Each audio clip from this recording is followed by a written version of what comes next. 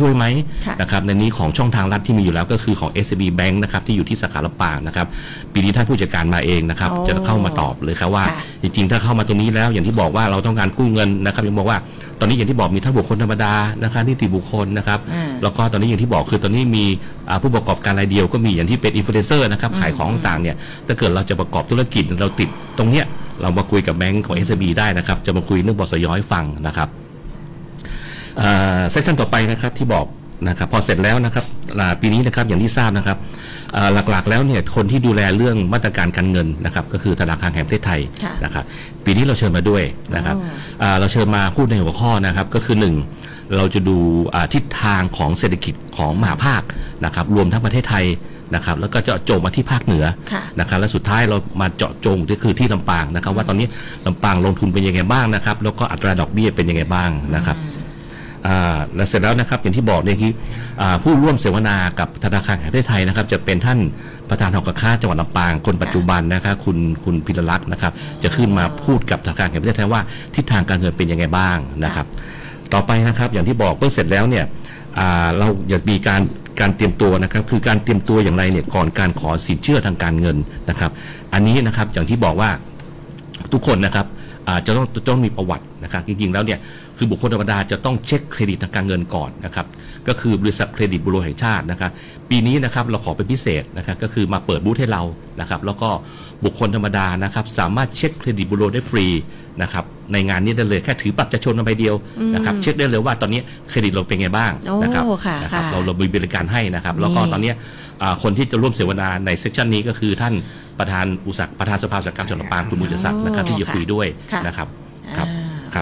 ประมาณตรงนี้ก่อนนะครับผมครับแค่หัวข้อแรกก็น่าสนใจแล้วก็สำหรับใครที่จะไปเช็คเนี่ยคือได้เลยนะคะ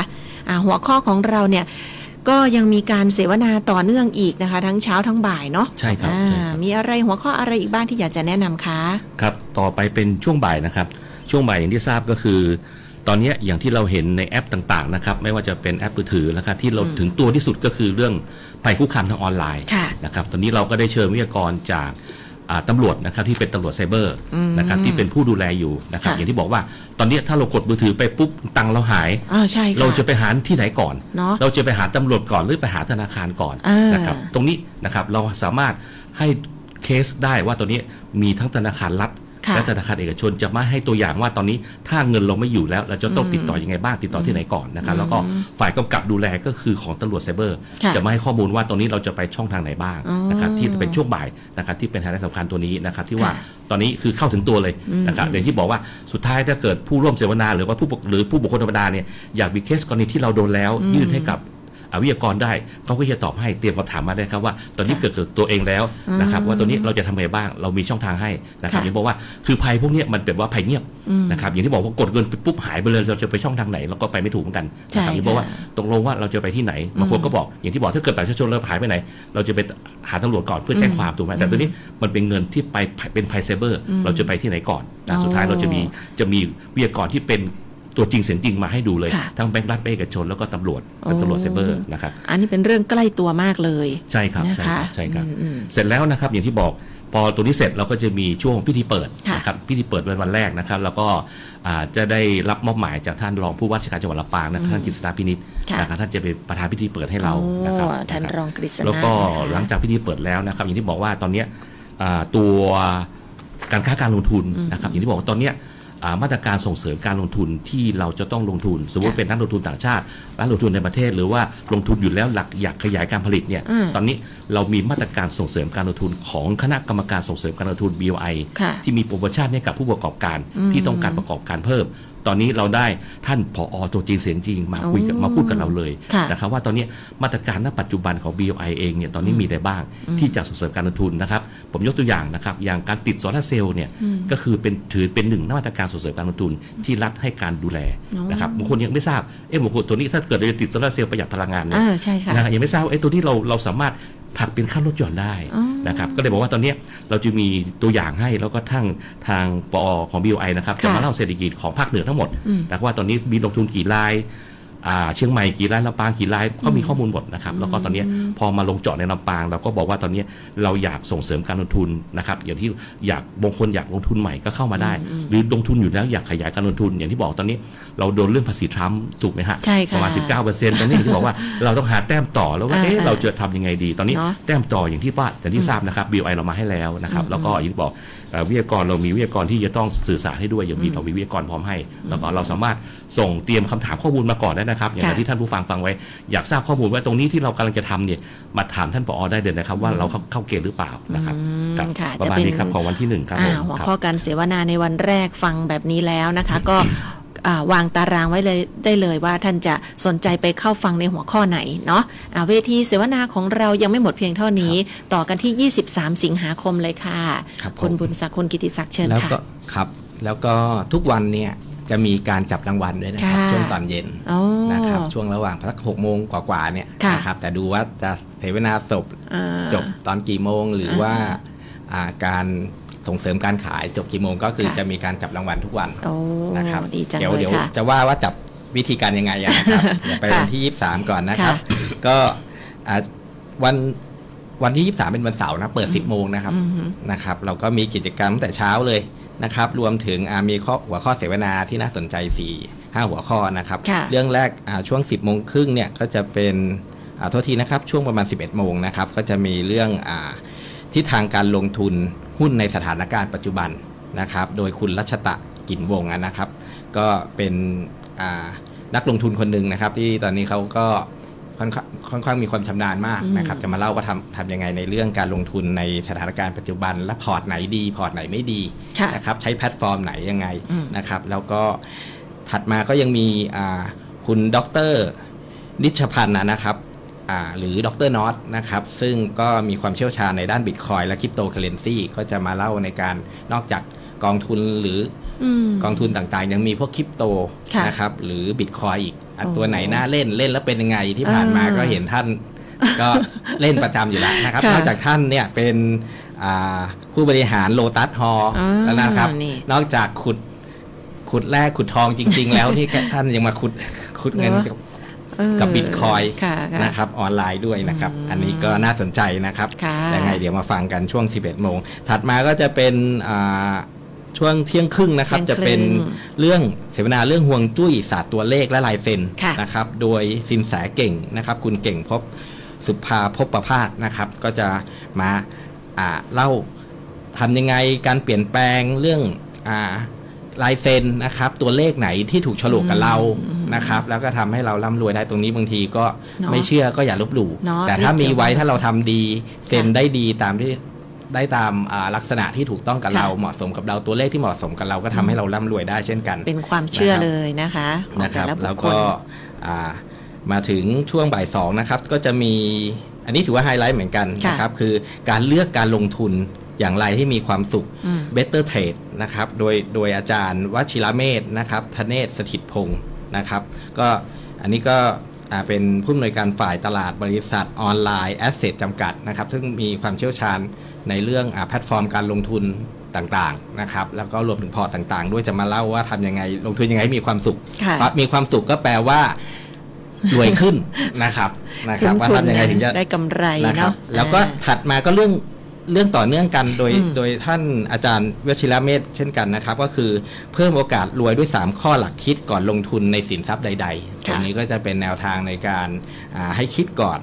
นะครับโดยใช้3หลักคิดดูมีอะไรบ้างก็เดี๋ยวไปฟังท่านนะครับที่ท่านใช้มาจนท่านทำให้ท่านร่ำรวยมาจนปัจจุบันนะครับแล้วก็ทำให้ธุรกิจการลงทุนหรือแพลตฟอร์มต่างๆของท่านก็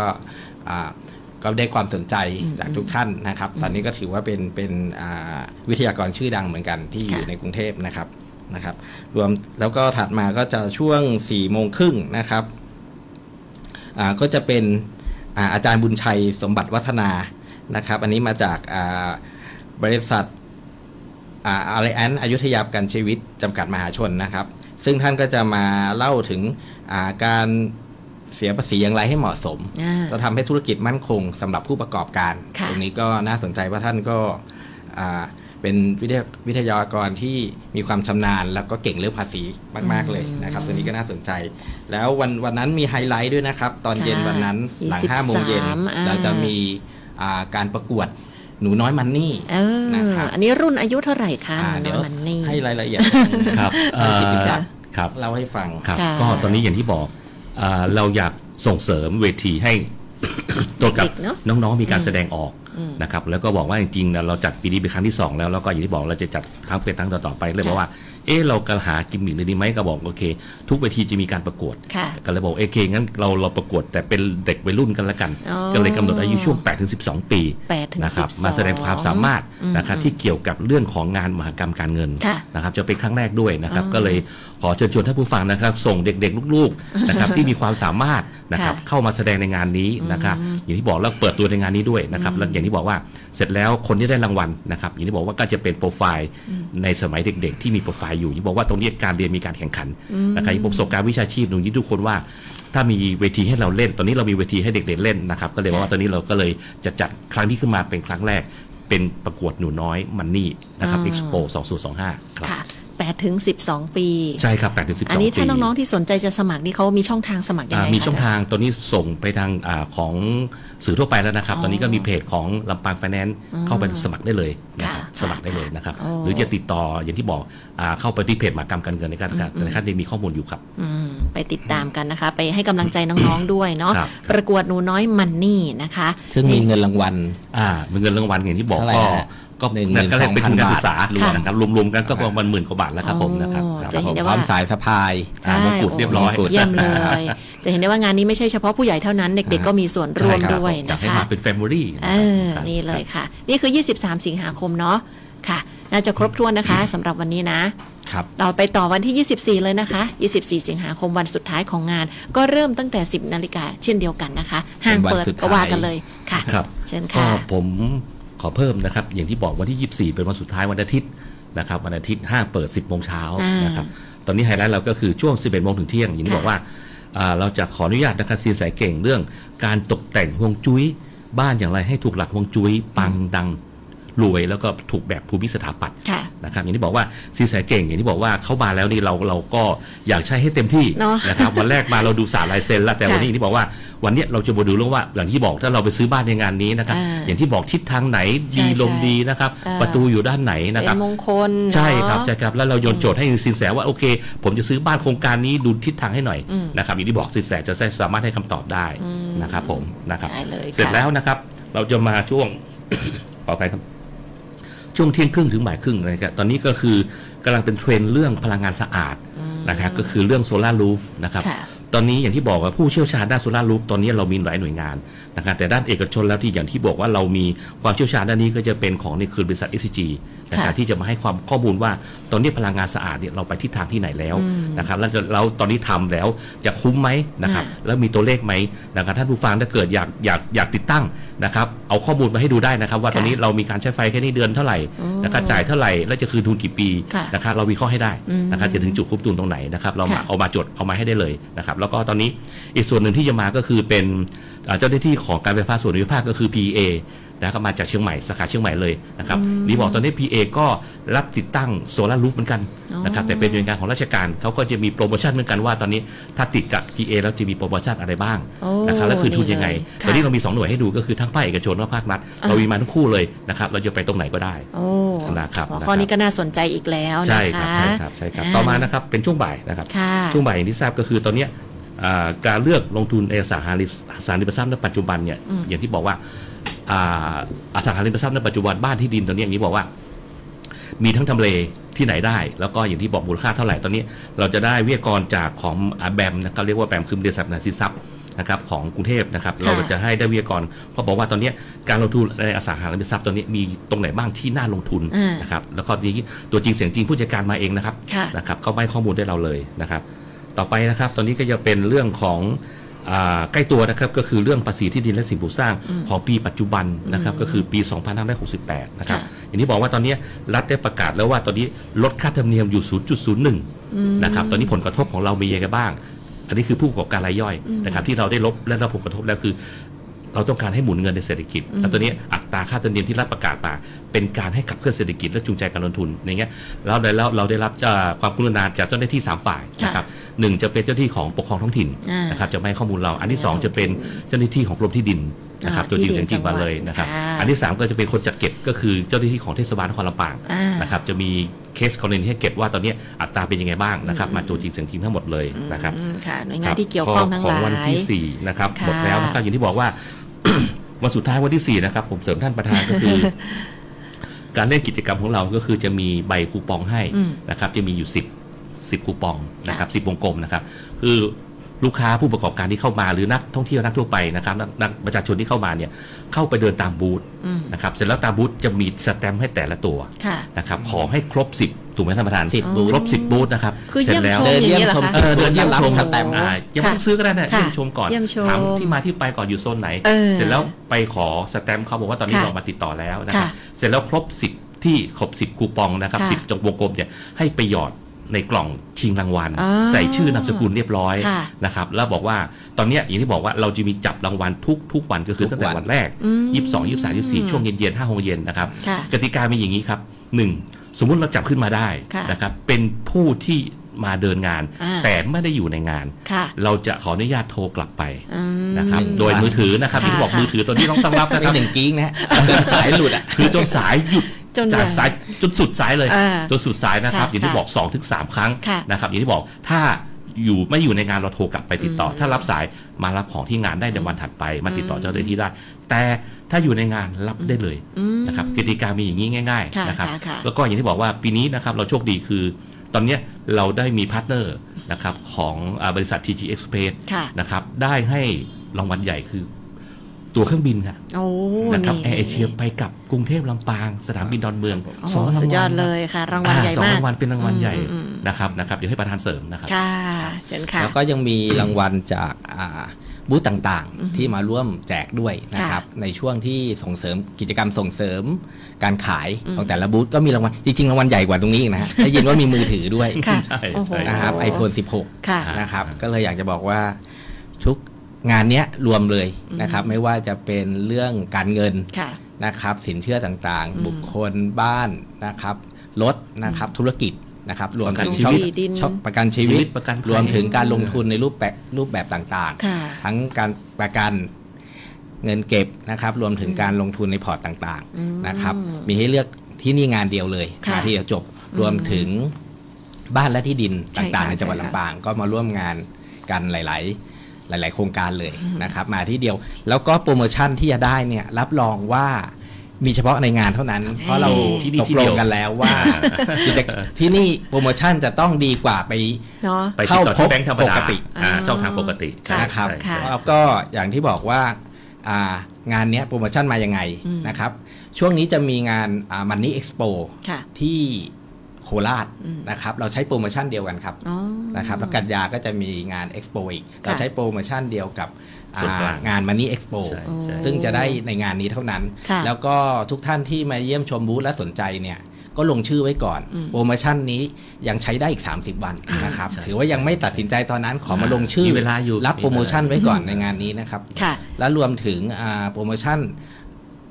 การลงทุนต่างๆด้วยแล้วก็บ้านและที่ดินด้วยนะครับแล้วก็มีหลายๆโครงการนะครับถ้าจองบ้านในวันนั้นรับ iPhone 16 ด้วยนะครับได้ส่วนลดอีก 300,000 นะครับได้บ้านและได้โทรศัพท์อีกต่างหากเนาะเลยจะบอกว่าไอ้ที่เราจับกันอาจจะ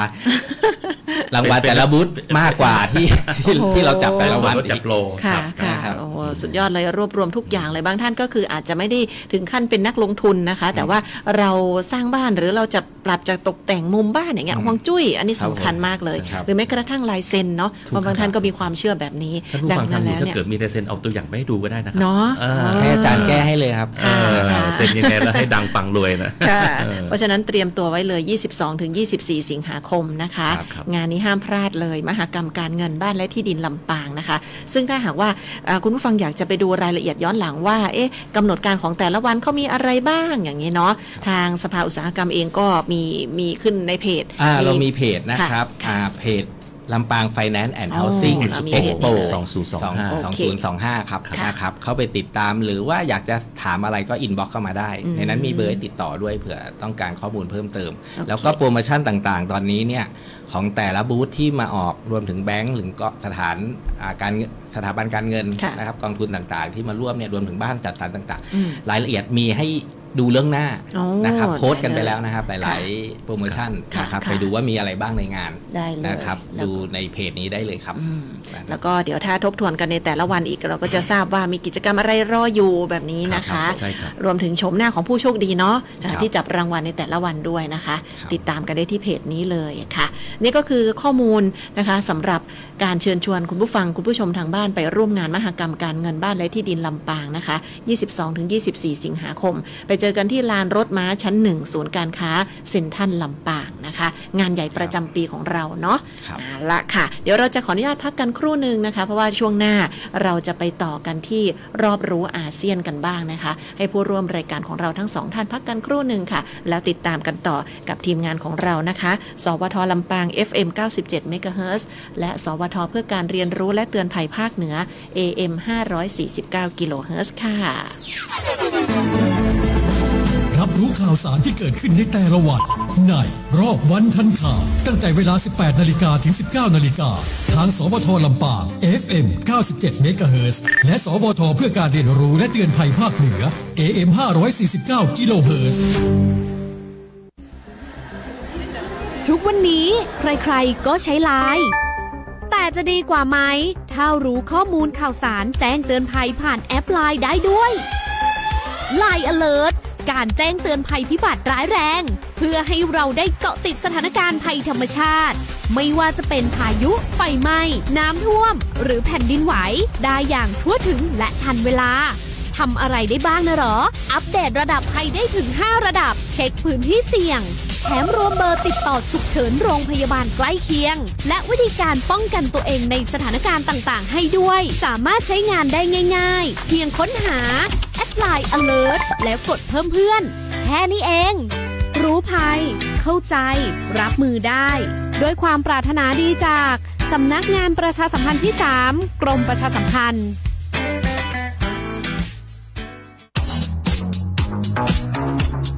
ช่วงรอบรู้อาเซียนโครงการประชาสัมพันธ์ประชาคมอาเซียนและความร่วมมือกับภูมิภาคอื่นๆประจำปีงบประมาณพุทธศักราช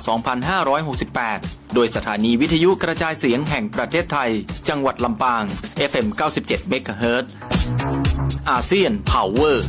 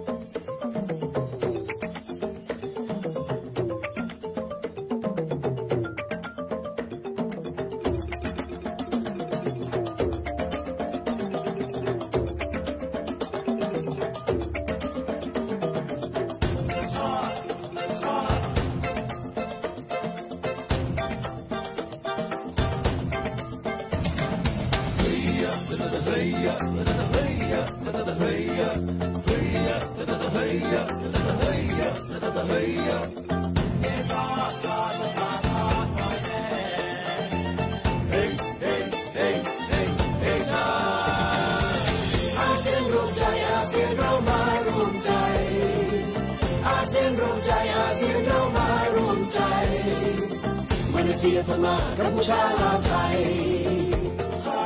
สิงคโปร์เวียดนามบรูไนฟิลิปปินส์อินโดนีเซียเรามารวมใจอาเซียนรวมใจอาเซียนเรามารวมใจรอบบ้านเราอยู่ติดกันขอบรั้วชนกันเป็นบ้านพี่เมืองน้องตะวันออกเฉียงใต้เรืองรองพระอาทิตย์สีทองสาดส่องบ้านเรารอบบ้านเราอยู่ติดกันสุขทุกข์รวมกันแบ่งปันบรรเทาฝนแล้งก็แบ่งเบาบ้านเธอบ้านเขาเรามาช่วยเหลือกัน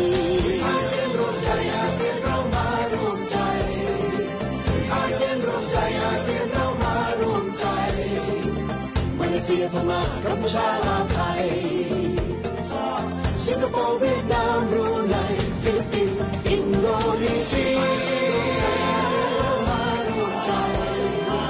อาเซียนรวมใจอาเซียนเรามารวมใจข้าวปลาและอาหารตั้งร้านเรียนกันผูกพันและ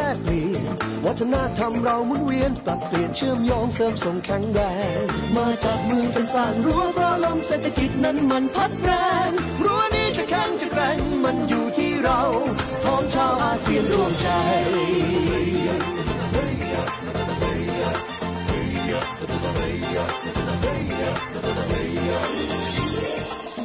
เข้าสู่ช่วงของรอบรู้อาเซียนค่ะภายใต้โครงการประชาสัมพันธ์ประชาคมอาเซียนและความร่วมมือกับภูมิภาคอื่นๆนะคะวันนี้กับทางสถานีวิทยุกระจายเสียงแห่งประเทศไทยจังหวัดลำปาง FM 97 MHz นะคะยินดีต้อนรับกันอีกครั้งหนึ่งในช่วงครึ่งหลังของรายการวันนี้ค่ะรอบรู้อาเซียนนะคะดิฉันกาญจนาฟูปิงวันนี้อยู่พร้อมกับผู้ร่วมรายการของเราทั้งสองท่านคุณบุญศักดิ์ชัยสุทธิวงศ์ประธานสภาอุตสาหกรรมจังหวัดลำปางค่ะและก็คุณกิตติศักดิ์สินวนาทรัพย์นะคะประธานกิตติมศักดิ์สภาอุตสาหกรรมจังหวัดลำปางนะสวัสดีครับค่ะช่วง ในครึ่งหลังนี้เดี๋ยวเราจะมาคุยกันนะคะถึงแวดวงอาเซียนกันบ้างเพราะว่าล่าสุดนี้ทางสภาอุตสาหกรรมจังหวัดลำปางเราได้มีการสนับสนุนผู้ประกอบการท้องถิ่นก้าวสู่เวทีสากลนะคะแล้วก็ส่งเสริมเศรษฐกิจไทยในมิติของความร่วมมือระดับอาเซียนนะคะไปถึงเวียดนามกันเลยทีเดียวค่ะให้ทั้งสองท่านได้เล่าประสบการณ์ครั้งนี้ให้กับท่านผู้ฟังทางบ้านได้ทราบกันนะคะเชิญค่ะก็เล่าที่มาที่ไปก่อนนะครับว่าไปได้ยังไงนะครับจริงๆก็จริงๆแล้วก็มีสมาชิกของเรานะครับซึ่งเป็นรองประธานสภาอุตสาหกรรมจังหวัดลำปางนี่แหละก็มีการค้าขายนะครับก็เป็นพวกสบู่แชมพูสมุนไพรนะครับที่ส่งไปอยู่แล้วทางเวียดนามนะครับซึ่งที่เขาส่งไปในช่วงแรกเนี่ยเป็นส่งเหมือนกับหิ้วไปขายนะครับซึ่งการหิ้วไปขายคือก็ต้องมีทางผู้กระจายสินค้าที่เวียดนามเดินทางมาเองแล้วก็มาหิ้วไปซื้อน้ำหนักหิ้วไปแล้วไปขายนะครับซึ่งปัจจุบันเนี่ยเวียดนามเนี่ยเขามีระบบหมายถึงว่าตรวจสอบละหมายถึงว่า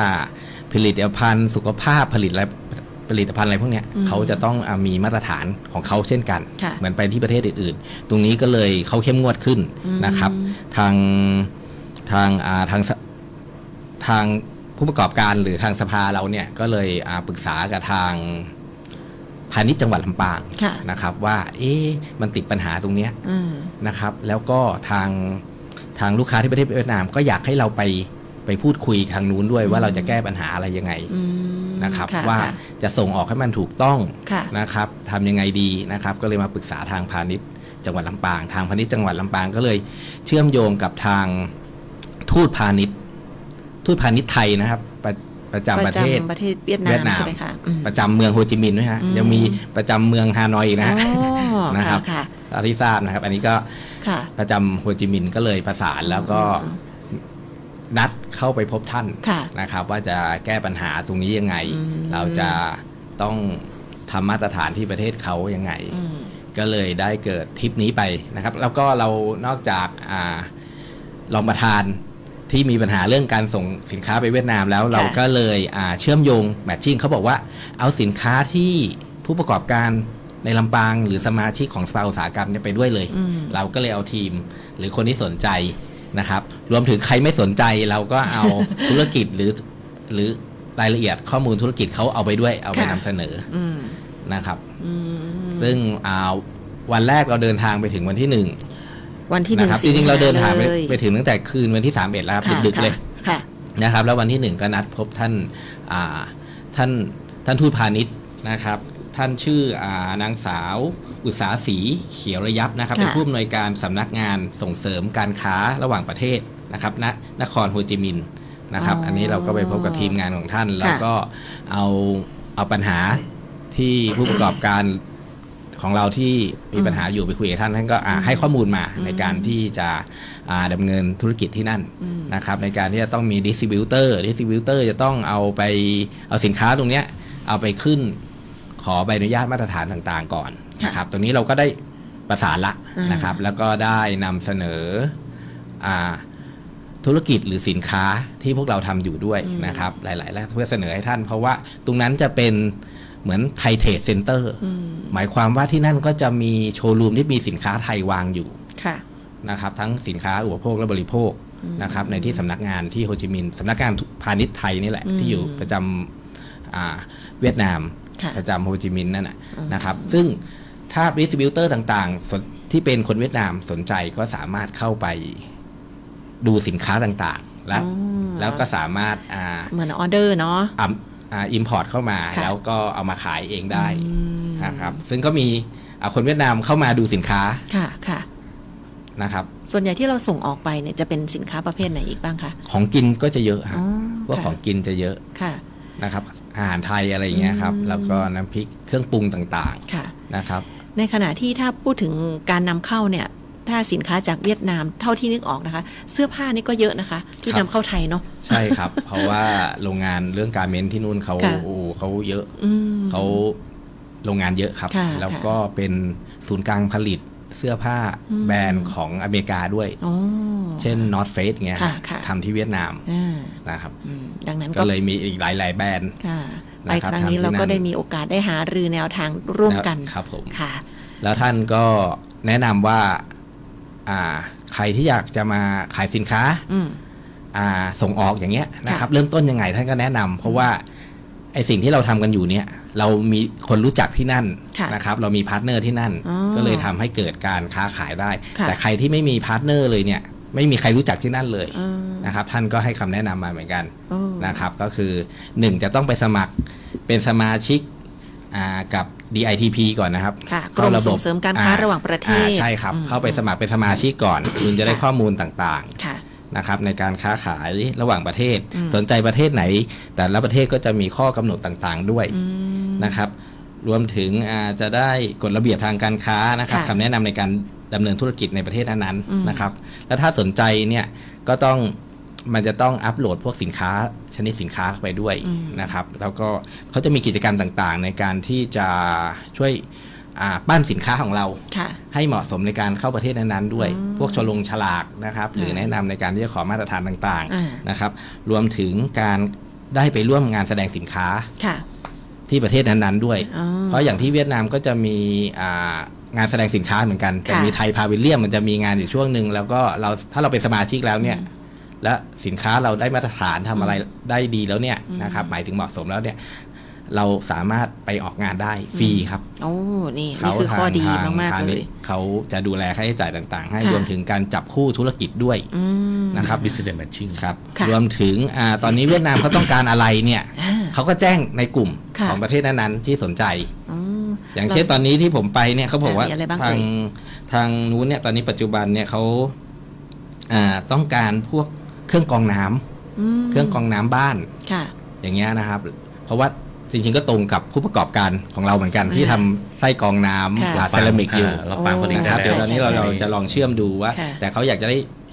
ชุดระบบกรองน้ำที่ใช้ภายในบ้านนะครับค่อนข้างจะมีความต้องการเยอะรวมถึงอุปกรณ์การเกษตรเครื่องมือเก็บเกี่ยวผลผลิตนะครับแล้วก็อุปกรณ์เกี่ยวกับดูแลรักษาฟันรวมถึงฟันปลอมเงี้ยเขามีความต้องการมากเลยอันนี้บ้านเราก็ผลิตเนาะครับค่ะแล้วก็รวมถึงยาดมยาหอมน้ำมันนวดสมุนไพรบ้านเรามีเยอะมากเลยสมุนไพรเนี่ยนะคะนะครับแล้วที่มาจากไทยเนี่ยเขาก็สนใจด้วยแล้วก็ถ้ามีต้องมีภาษาไทยด้วยนะเขาชอบนะครับเพราะว่าสินค้าภาษาไทยเป็นแบรนด์พรีเมียมนี่ว่ามีมาตรฐานเขาบอกเราแบบคุณภาพเยี่ยมเลยค่ะนี่เลยนะคะก็แบรนด์ของไทยเราเนี่ยโดยเฉพาะสมุนไพรเราขึ้นชื่อมากๆเหมือนกันลำปางเราก็ส่งเสริมกันเรียกว่าเป็นงานใหญ่แห่งปีเลยนะคะเรื่องของสมุนไพรเนาะอันนี้ก็คือยกตัวอย่างให้ฟังว่ามีสินค้าแบบไหนบ้างที่เป็นที่ต้องการของตลาดของเวียดนามนะคะนี่เพียงแค่ภารกิจวันแรกเท่านั้นที่เราแล้วจะไปเวียดนามยังไงพูดคุยกันก็เป็นสมาชิกก่อนถ้าอยากไปขายเวียดนามถ้าไม่มีพาร์ทเนอร์หรือคนเวียดนามที่รู้จักแล้วที่เขาจะไปช่วยไปช่วยวางกระจายสินค้าของเราเนี่ยก็ต้องผ่านกรมDITP เนี่ยครับนะครับวันนี้ก็ถือว่าเป็นอีกหนึ่งหน่วยงานที่ให้คำแนะนำให้การส่งเสริมเนาะเวลาค้าขายก็จะได้เรียกว่าสะดวกมากยิ่งขึ้นนะคะแล้วก็เรียกว่าเราได้รับฟังประสบการณ์จากเพื่อนๆของเราด้วยที่ค้าขายร่วมกันนะคะอันนี้ก็เป็นวันแรกนะคะท่านวันแรกก็ยังไม่จบนะฮะจริงๆท่านก็จริงๆเครือข่ายท่านก็ให้เราไปรู้จักกับดิสทริบิวเตอร์1 รายนัดให้ช่วงบ่ายนะครับเราก็ได้เอา สินค้านะครับหรือธุรกิจเนี่ยจากลำปางเนี่ยเราไปนำเสนอดิสติบิวเตอร์นะครับก็เป็นชื่อบริษัทท็อปดีพอร์ตดิสติบิวชันนะครับซึ่งเป็นบริษัทที่เป็นดิสติบิวเตอร์ก็คือเป็นบริษัทที่นำเข้าและกระจายสินค้าของเวียดนามอยู่แล้วนะครับ1 รายนะครับซึ่งก็มีเจ้าของก็คือคุณป่านฮูลอยนะครับเราก็เข้าไปพบท่านแล้วก็ให้ไปนำเสนอสินค้าของท่านก็ร่วมกับทีมงานของท่านนะครับแล้วก็ทีมงานของท่านก็เก็บข้อมูลสินค้าต่างๆของพวกเราไปไว้ละนะครับดูว่าจะแมทชิ่งกับใครได้บ้างเพราะท่านก็มีรู้จักกับคล้ายๆเป็นจุดกระจายสินค้าคล้ายๆเซ็นทรัลบ้านเราอย่างเงี้ยห้างต่างๆที่จะกระจายสินค้าได้หรือร้านกระจายสินค้าทั้งเล็กทั้งใหญ่ท่านบอกจะดูว่าจะกระจายสินค้าแล้วการตลาดในประเทศเวียดนามจะเป็นไปได้ไหมท่านก็วิเคราะห์แล้วก็เก็บข้อมูลเราไปละก็ดูจะตอบกลับมายังไงนะครับแต่ของรองประธานที่บอกว่าขายพวกสบู่แชมพูสมุนไพรนั่นนะครับหรือยาหอมต่างๆเนี่ยตอนนี้ก็มีความสนใจตอนนี้ก็ส่งตัวอย่างใหม่ไปละเพราะเขาบอกให้มาเปลี่ยนแพคเกจจิ้งอะไรพวกนี้แล้วก็ลักษณะขวดที่ทางเวียดนามเขาชอบแบบไหนเพราะบางทีขวดทำไปแล้วไม่สวยขวดกลมๆแบบบ้านเราบางทีเขาอาจจะชอบขวดโค้งขวดเหลี่ยมอะไรของเขาก็ต้องมีตามความชอบตามความชอบของคนเวียดนามก็ต้องมาปรับนะครับปรับสีของกล่องด้วยตรงนี้ก็ส่งตัวอย่างกลับไปแล้วนะครับก็เดี๋ยวก็น่าจะต้องรอออเดอร์แล้วนะครับของรองประธานนะครับเราได้รู้เรื่องของการผลิตสินค้าให้ตรงใจผู้บริโภคเนาะแนวโน้มการตลาดอะไรต่างๆนะคะอันนี้เป็นที่โอกาสที่ดีมากๆเลยในการที่ได้เดินทางไปในครั้งนี้เนาะซึ่งถือว่าเป็นเรื่องราวของการส่งเสริมในด้านของผู้ประกอบการท้องถิ่นบ้านเรานะคะแล้วก็เป็นอีกหนึ่งก้าวของมิติความร่วมมือระดับอาเซียนด้วยเนาะอันนี้ก็คือภารกิจในวันแรกเท่านั้น1 สิงหาคมค่ะสำหรับทางด้านของคุณกิติศักดิ์มีอะไรจะเพิ่มเติมคะครับก็อย่างที่ทราบนะครับประเทศเวียดนามก็อยู่ในอาเซียนนะครับอย่างที่บอกว่าณตอนนี้ลู่ทางการลงทุนอย่างที่ท่านประธานเสนอก็คือแล้วจริงๆเรามีทูตพาณิชย์อยู่นะครับอย่างที่บอกว่าทูตพาณิชย์ก็คือทั่วโลกแต่ทูตพาณิชย์เนี่ยมันเหมือนเป็นเซลแมนนะครับที่จะต้องขายสินค้าให้กับไทยและตอนนี้อย่างที่ท่านประธานนี่คือว่าจริงๆแล้วเนี่ยตัวในสถานทูตตัวในทูตพาณิชย์เองเนี่ยก็มีเชลที่มีผลิตภัณฑ์ของประเทศไทยอยู่อย่างที่บอกว่าเวลาดิสติบิวเตอร์ต้องการเขาก็จะไปที่ทูตพาณิชย์ถูกไหมกระบวนการทูตต่างอย่างที่บอกว่าในการขายสินค้าเนี่ยตัวทูตพาณิชย์เองเนี่ยมันเหมือนหน้าต่างนะครับที่จะกระจายสินค้าของประเทศไทยไปสู่เวียดนามอย่างที่ผมบอกเมื่อกี้ว่าเขามองเวียดนามเขามองสินค้าไทยเป็นพรีเมียมนะครับดีมากเลยแล้วอย่างบอกว่าณสถานการณ์ปัจจุบันเนี่ยเรายังมีแต้มต่ออะไรบ้างที่จะไปเป็นคู่ค้านะครับเราอย่ามองเป็นคู่แข่งนะครับเราต้องเป็นคู่ค้าว่าอันนี้เราจะเสริมอะไรได้บ้างแล้วก็เราอยากไปเสริมในตลาดที่ของเวียดนามที่เมืองไทยยังเข้าไม่ถึงนะครับอย่างที่บอกว่าเราไปรอบนี้เราไปเจอดิสติบิวเตอร์ตัวจริงเสียงจริงแล้วก็บอกว่าเมื่อเขาต้องการสินค้าให้ปรับรูปแบบแล้วก็ตามเนี่ยตอนนี้เราต้องการขายให้ต้องการกับความต้องการผู้บริโภคแต่ผู้บริโภคถ้าเราปรับเราก็ต้องปรับพอปรับเสร็จแล้วเนี่ยอย่างที่ท่านประธานเรียกว่าต้องมีภาษาไทยแสดงว่านี่คือไม่ไทยแลนด์แน่นอนถูกไหมอย่างที่บอกว่าตอนนี้การทำฉลากที่ไหนมันทำได้อยู่แล้วแต่การนำเข้าอย่างที่บอกว่าตอนนี้มันมีวิธีการอยู่ใช่ไหมพอเขาตรวจสอบมาใบอนุญาตเลขที่นี้ที่บอกโอเคไม่ไทยแลนด์แน่นอนนะครับเราก็พยายามกระจายสินค้าให้มากที่สุดนะครับแสดงว่าเขาเชื่อมั่นมากเลยกับสินค้าของไทยใช่เชื่อมั่นมากนะครับแล้วก็ตอนนี้อย่างที่บอกว่าตอนนี้ที่เราได้รับผลกระทบนะครับก็คือตอนนี้เราคู่แข่งกันอย่างที่บอกว่าผมบอกเมื่อกี้ว่าเราไม่อยากมองเป็นคู่แข่งแต่ตัวนี้เขาตัดสินมาแล้วเราโดนภาษีส่งอเมริกาจะไปหา 19% เวียดนามเขาได้ก่อนเรานะ 19% เขาเจรจาได้ก่อนอย่างที่บอกว่าตอนนี้เราอยากบอกว่าเราอยากเป็นคู่ค้าด้วยกันนะครับอย่างที่บอกว่าเราขาดอะไรที่บอกเราไม่ได้ขาดนะตอนนี้เราพยายามจะขายของแต่ตอนนี้เวียดนามเขาบอกเขาก็อยากขายของเขาก่อนถูกไหมฮะแต่ได้บอกว่าในเมื่อเราไปตรงนี้แล้วทูตพาณิชย์ก็อย่างที่บอกว่าเป็นหน้าต่างขายของให้เราก็ไปหาปลั๊กกับลูกค้าให้ได้ตอนนี้คือไปก่อนเสร็จแล้วอย่างที่บอกว่าเดี๋ยวอย่างอื่นก็ตามมาผมยกตัวอย่าง อย่างที่บอกว่าตอนนี้การค้าขายเนี่ยส่วนใหญ่เขาจะอิงจีนซะส่วนใหญ่ถูกไหมฮะอย่างที่ระบบการปกครองโอเคเราไม่ต้องพูดถึงคือเขาเป็นระบบคอมมิวนิสต์ถูกไหมฮะแต่การค้าขายเขาปล่อยเสรีเหมือนเมืองจีนเลยแต่ตอนนี้ในเมื่อเขาได้การค้าขายผมบอกว่าตอนนี้เราพยายามเป็นตัวเป็นเซลแมนเขาก็เป็นเซลแมนแต่เราต้องเป็นเซลแมนที่ดีกว่านะครับ อันนี้ก็คือเรียกว่าเทคนิคของเราอีกอย่างหนึ่งด้วยนะคะโอ้โหฟังแล้ววันนี้ก็ได้ความรู้นะเพราะปกติแล้วเนี่ยเราอาจจะไม่ค่อยได้รับทราบในบทบาทของการทำงานของภาคเอกชนว่าจริงๆแล้วโอ้โหเขาทำมากมายขนาดนี้เลยนะคะในภาพรวมเนาะภาพรวมเพื่อให้กับผู้ประกอบการท้องถิ่นบ้านเราด้วยนะคะนี่คือสภาอุตสาหกรรมจังหวัดลำปางซึ่งเหลือเวลาในรายการตอนนี้อีกสักประมาณสัก3 นาทีนะคะทั้ง2ท่านนะคะเดี๋ยวเราขออนุญาตไปต่อกับภารกิจในวันที่2 สิงหาคมมีอีกนะคะเรียนเชิญเลยค่ะค่ะผมก็จริงๆที่ทางท่านทูตพาณิชย์เชิญเราไปช่วงนี้เพราะว่ามันเป็นช่วงที่จัดงาน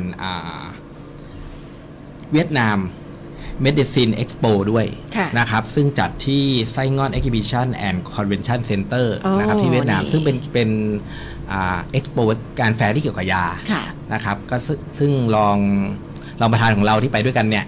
ที่ทำผลิตภัณฑ์แชมพูสมุนไพรต่างๆเนี่ยก็ได้นำไปเสนอด้วยเพื่อจับคู่ธุรกิจที่งานนั้นตรงงานนี้พอดีเลยนะครับแล้วก็ได้2-3 เจ้านะเห็นนั่งคุยกันอยู่นะครับซึ่งเราก็ไม่ได้แบตชิ่งสินค้าเราเท่าไหร่เพราะว่าเป็นงานเกี่ยวกับยานะครับมีเรื่องยาแผนปัจจุบันยาสมุนไพรยาบำรุงวิตามินบำรุงต่างๆนะครับรวมถึงเครื่องจักรต่างๆในการที่จะผสมยามีอยู่ในงานนี้หมดเลยนะครับพวกการบรรจุแคปซูลการอัดเม็ดนะครับอุปกรณ์ทางการแพทย์อุปกรณ์ในโรงงานโทษทีนะในโรงพยาบาลกระดูกเทียมแล้วก็อะไรที่เป็นเกี่ยวกับสุขภาพเนี่ยมีในงานนี้หมดเลยนะครับซึ่งมาจาก20 ประเทศเกือบ400 บูธครับนะครับใหญ่เลยนะคะเนี่ยเราก็เลย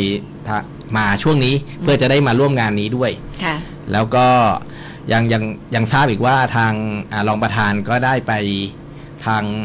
คนเวียดนามเนี่ยก็พาไปเดินตลาดยานะครับซึ่งเป็นตลาดยาที่ใหญ่มากของเวียดนามที่โฮจิมินห์นะจะได้ไปดูตลาดตรงนั้นด้วยนะครับซึ่งในกิจกรรมวันนั้นเนี่ยที่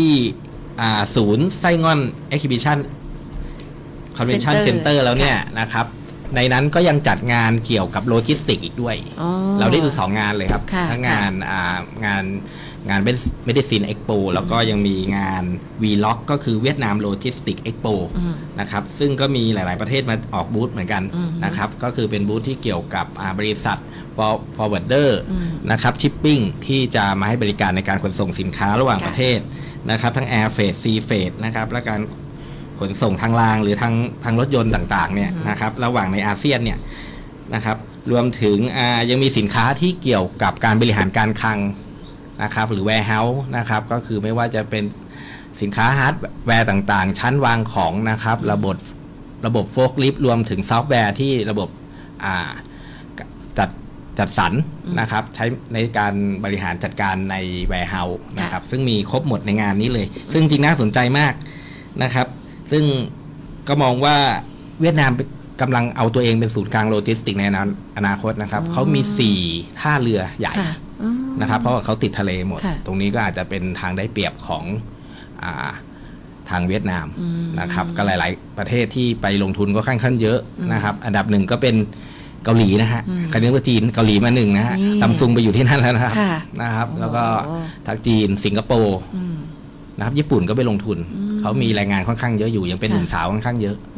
นะครับ90 ล้านกว่าคนนะครับราคาแรงเนี่ยเป็นยังไงคะต่ำด้วยตั้ง250 270อยู่เลยฮะค่ะอาจจะในเมืองอาจจะ300แต่รอบๆนอกเนี่ยค่าแรงต่ำกว่า300ครับนี่ก็คือสิ่งที่เราได้เดินทางไปรู้ไปเห็นไปได้ดูข้อมูลของเขาประเทศของเขานะคะแล้วก็นำมาหารือกันต่อพัฒนากันต่อกับผู้ประกอบการบ้านเราเนาะจริงๆแล้วบทบาทของสภาอุตสาหกรรมจังหวัดลำปางมีเยอะกว่านี้อีกมากมายเลยคุณผู้ฟังค่ะเสียดายเวลาของเราใกล้หมดลงแล้วเดี๋ยวโอกาสหน้าเราเชิญทั้ง2 ท่านมาคุยกันใหม่เนาะวันนี้ต้องขอบพระคุณเป็นอย่างสูงเลยนะคะไม่ว่าจะเป็นท่านประธานสภาอุตสาหกรรมจังหวัดลำปางคุณบุญศักดิ์ชัยสุทธิวงศ์นะคะท่านประธานกิตติมศักดิ์สภาอุตสาหกรรมจังหวัดลำปางคุณกิติศักดิ์สินวนาทรัพย์ไปงานไหนก็จะมักเจอทั้ง2 ท่านเลยนะคะเดี๋ยวว่างานสำคัญที่เราจะไปเจอกัน 22-24 สิงหาลำปาง Finance and Housing Expo เนาะ 2025 นะคะห้ามพลาดนะคะทั้ง2 ท่านก็จะรอต้อนรับอยู่ที่งานเช่นเดียวกันเอาละค่ะวันนี้ต้องขอบพระคุณเป็นอย่างสูงที่ร่วมรายการด้วยกันนะคะพบกันใหม่นะคะกับช่วงของรายการรอบวันทันข่าวนะคะพิเศษกับรอบรู้อาเซียนในวันนี้ขอบพระคุณแขกรับเชิญทั้ง2 ท่านด้วยวันนี้ลากันไปก่อนขอบพระคุณและสวัสดีค่ะสวัสดีครับ ช่วงรอบรู้อาเซียนโครงการประชาสัมพันธ์ประชาคมอาเซียนและความร่วมมือกับภูมิภาคอื่นๆประจำปีงบประมาณพุทธศักราช 2568 โดยสถานีวิทยุกระจายเสียงแห่งประเทศไทยจังหวัดลำปาง FM 97 เมกะเฮิรตซ์อาเซียนพาวเวอร์